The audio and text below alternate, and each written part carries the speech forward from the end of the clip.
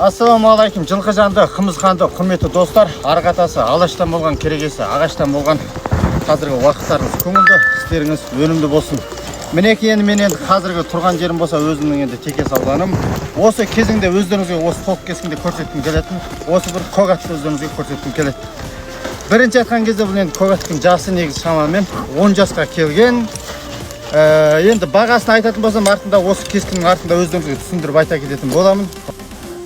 Ал енді бұл атты арқа басы аяқ қолына дүзде-дүз кепілдік. Мен енді өз басымен сіздерге жауап берем десем болады. Ал енді көкпарыңызға болсын, қандай шабысыңызға болсын, түсіп тұр, келіп көріп аласыздар. Жасы 10-да, бойы 1-де 66, барлығына кепілдік. Бұның енді қазіргі тұрған жер болса осы Текес аудан 4-ші күнші негізінде осы ауыл қыстағында. Өненгенен қандай хабарласам десеңіздер, менің жеке парақшама сөз қалдырсаңыздар болды.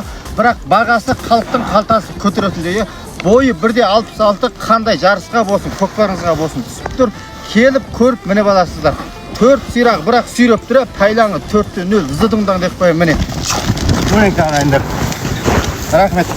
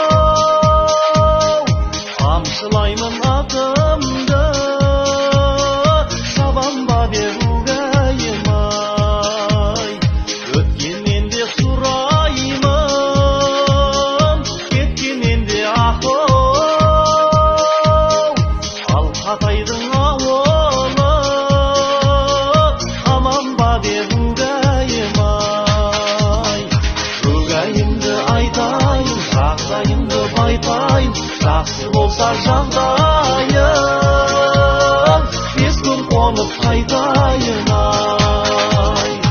Өгайымды айтайын, жағдайымды байқайын, жақсы болса жағдайым.